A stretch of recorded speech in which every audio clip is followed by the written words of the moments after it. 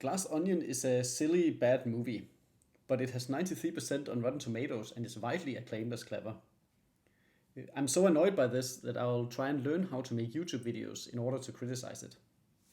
Spoilers.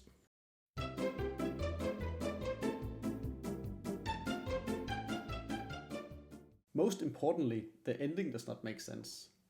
The supposed hero destroys the Mona Lisa. Try and imagine if someone did this in the real world. It would be a huge story all over the world. She would be a public pariah. She would go to prison for a long time. It is incomprehensible to me that they thought this was a good idea to put in the movie. It leaves me as a viewer confused. I was up to this point invested in Helen being good, Miles being bad, and Benoit being a genius detective. But then Helen destroys the Mona Lisa in order to get personal revenge. Miles tries his best to protect the priceless painting, and Benoit Blanc was unable to think of a way to show the truth, and instead encourages destruction for unconvincing reasons, and relies on everyone committing perjury in order to convict Miles. Okay, so the ending does not make sense, but when you start to think about it, the rest of the movie does not really make sense either.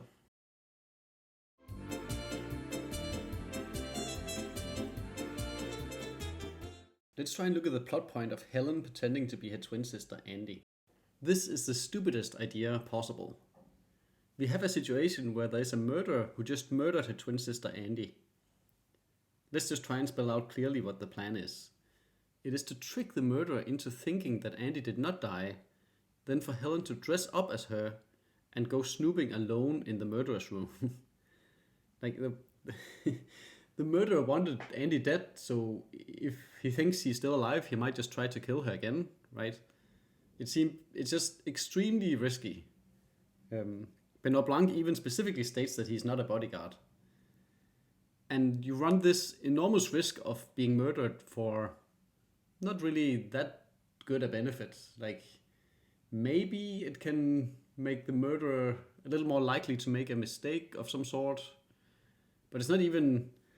Like, you take this enormous risk and you don't really get that much for it. It's just... Like, it's hard to comprehend how idiotic an idea this is.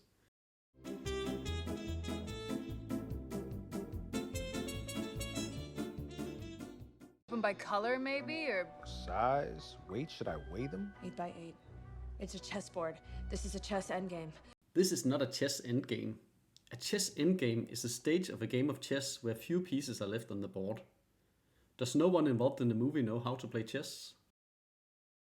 By the way, do you remember when Benoit Blanc described the games in the puzzle box? We were supposed to think as a viewer that he was really smart because the puzzles were so easy for him. A wooden box was delivered to my home with some simple children's puzzles. But then later in the movie, the viewer finds out that he never actually tried the puzzles.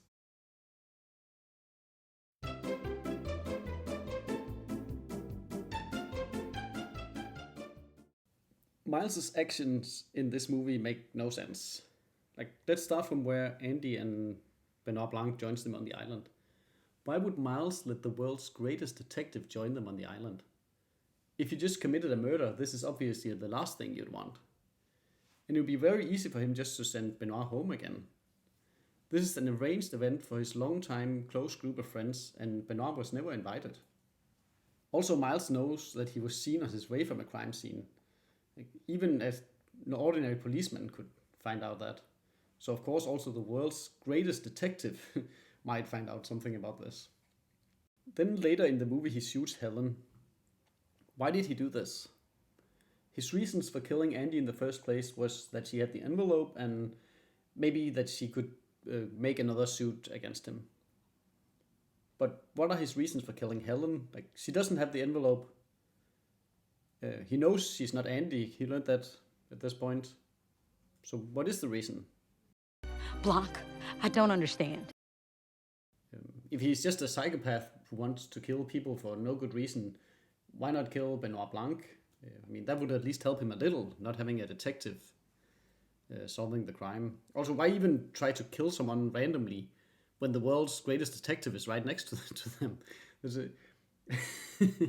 It seems a really, really dumb idea. Of course, that's the movie explanation that he's dumb, but I don't think that's a reason to murder someone but there's no incentive.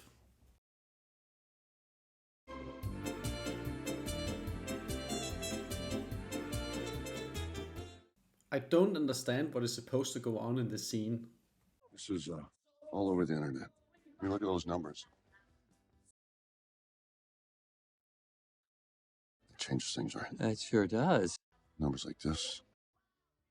We could talk Alpha News. You bet your ass. Come here.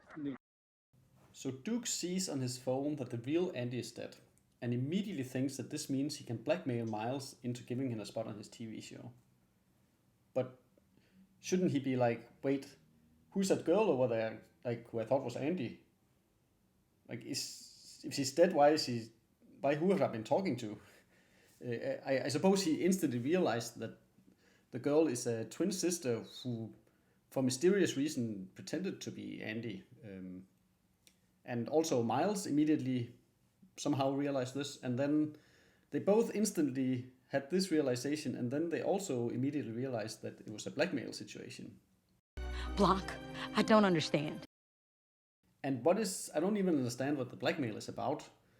So Miles would have just assumed that the news of Andy's death would get out. So why should it be very important for him that it doesn't? And why does Duke think that it's so important to Miles that he can blackmail him about it? I know the characters' motivations are so confusing. It's hard to explain. Like, does Duke think that Miles killed Andy, and is that what the blackmail is supposed to be about? But like, if he did, then there will be a police investigation and the whole thing. Like, it will not rely on whether people get the news some days earlier. Yeah. And pineapple juice. Also, the whole pineapple thing was ridiculous. Okay, so let's accept a world in which pineapple allergies just kill instantly. Okay. But then people who have such an allergy would like carry around an antidote ready for immediate use, or at least they would be super careful about not drinking at a party where some drinks are mixed with pineapple juice. Like, even if nobody intentionally gives you a pineapple drink, maybe you will just accidentally take a sip and then you die. It's so ridiculous. He's drinking from a glass that clearly has pineapple colored liquid in it, and there's a bottle of pineapple juice standing on the counter, and he just takes a sip and dies. How did he even make it that far in his life?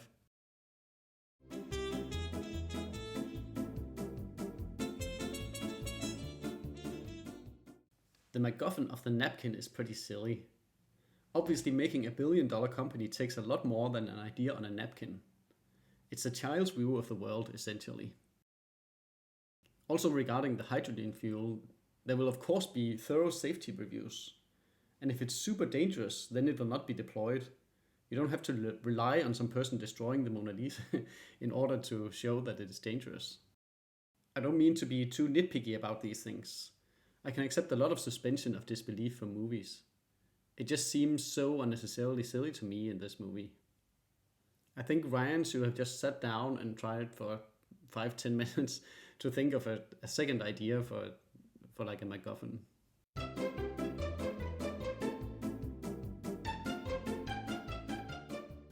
Rian Johnson, who made the movie, is mostly a good director. But he's clearly a clueless writer. So my question is, why should it necessarily be him who writes the script? They have a lot of money, they have great actors. Why not have someone write it for him so that they could write something that makes sense? Like, he can direct the movie, he doesn't have to also write all the stuff that happens in it, right? Like, why? The same thing happened in Last Jedi, which he also directed. The movie is visually competent, but the whole script was stupid and kind of ruinous to the Star Wars franchise. There are a lot of good writers out there. Let them do the thing.